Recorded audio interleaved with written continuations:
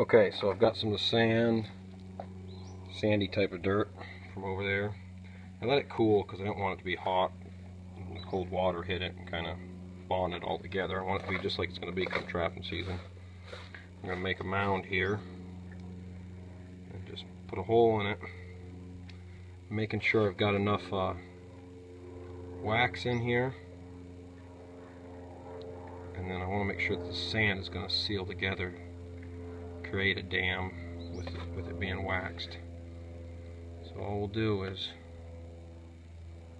pour a little bit of water in there.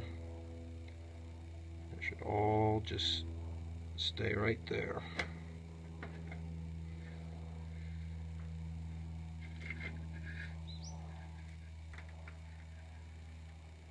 I think it's kind of teppy. So right now it looks real good. See, there's a little bit of dusty stuff kind of floating to the surface, but for the most part it's all just hanging out there. I'm going to let it set a while, and then we'll dig down here and make sure nothing's seeped out to this low spot. But right now it looks real good. So we'll let it set, come back, check it in 15-20 minutes. Alright guys. Well, we'll back up here like an hour later. Well, everything's looking real good here.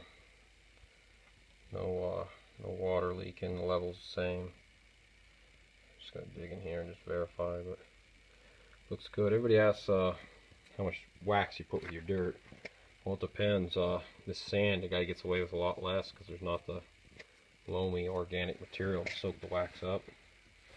Sand is also like this, real bad if you don't take it out when it's hot and then get it in the shade and move it, turn it, cool it. It turns into just a block.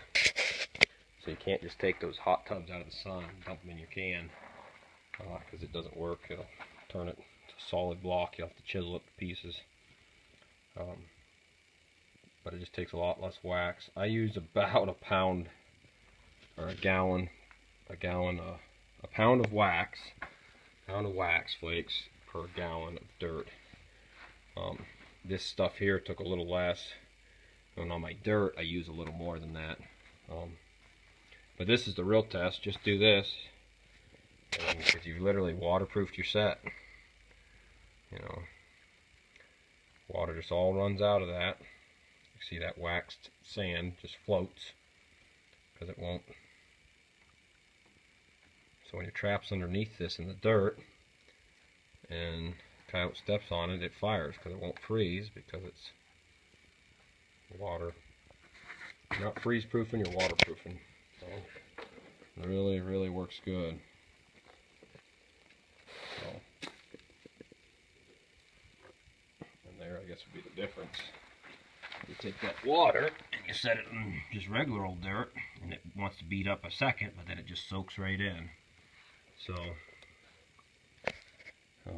anyways, that's how you make waxed dirt, or how I do it.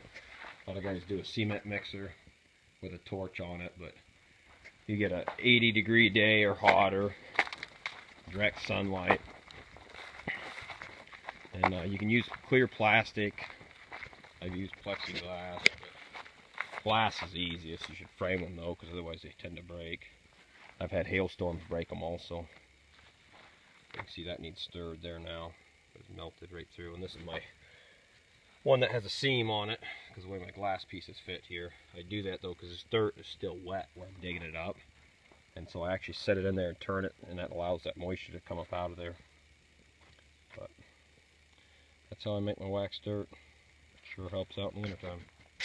Alright guys, so one final thought here on waxed dirt. This, if you happen to be in a sandy area, this sand stuff I'm making, it just sets up like a brick.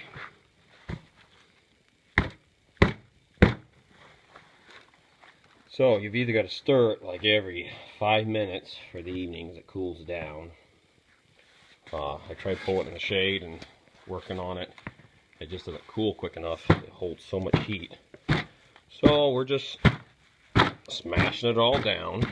And then by the way, these things work great for scooping dirt or feed scoops. I got this at DMV, but then I run it through the sifter, and once This is from a couple of days, well, the top's not, but this whole thing's all like this.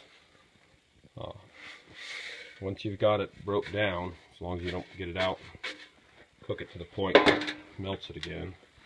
We've had 90 degrees. It's pretty well in the shade here underneath this, but it's held good. So the nice thing about the waxed dirt, I sift it before I make it. In this case, I have to break it and sift it after I make it. This is my sand for the one spot I trap. It has real sandy soil. It takes less wax to make this sand by quite a bit, because it's probably almost got too much wax in it, but I'd rather too much than not enough. You spend $1 per set or $2 per set on waxed dirt that doesn't work, when another 25 cents gives you enough wax to make it good and waterproof, keep your set working. So I err on the side of too much wax and not enough. But if you happen to be in an area that's got real sandy dirt, or you're using sand, just be sure you're gonna have to do something as it cools, because it wants to set up like a brick. So I'm sifting this is my dirt, just regular old waxed dirt for the other spot where we trap. The majority of where I trap, I use the dirt. Got like a good dark loamy soil, makes for a darker waxed dirt, matches the mud, the wet dirt, wet frozen ground you've got when you're out there. If like right now that my ground's all wet from the rain still, it's not dried out, so I just stick it in here with no wax and just stir it every little bit, as often as you can, 10-15 minutes, with my glass on the top. Then you just flip your glass over, it pulls the water right out of it.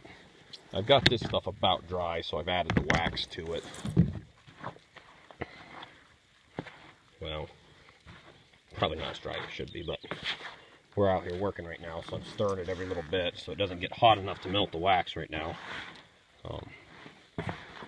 And it just causes problems. It makes real clumpy dirt if your wax starts to melt. It almost seals the water in. You gotta then sift it out or break it down, or get it, once it gets hot, it'll, of course the wax is soft and it'll break apart. Just keep flipping your glass, or if you're not going to be home to flip it, do something like that. It'll let most of the moisture out and still do a good job of cooking it underneath there. So, anyways, that's what I got going on. This batch will be done today. I added a little bit of wax last night. We'll let that melt and stir it all in good. It gets good and hot. And the dirt you pull off, put it in the shade, or just in the evening, stir it once. And it, unless you've got way too much wax in it, then it's not a problem. And I store them in 55-gallon drums. Those 30-gallon, I got one 30-gallon trash can down by the house that I'll use up first. It's my leftover from last year. And then this I used to back in the truck last year. Doing things a little different, so I'm not sure how I'll do it, but you stick that and your stakes right in it. It's even tall enough it holds my snare supports if I need them. But then I put my wax dirt in there. You can throw traps in on top, whatever. Containers like that I also use. That's what I'll have probably on the four-wheeler in my car over on the other side of the mountain. So, alright guys, see you down the line. Enjoy your summer.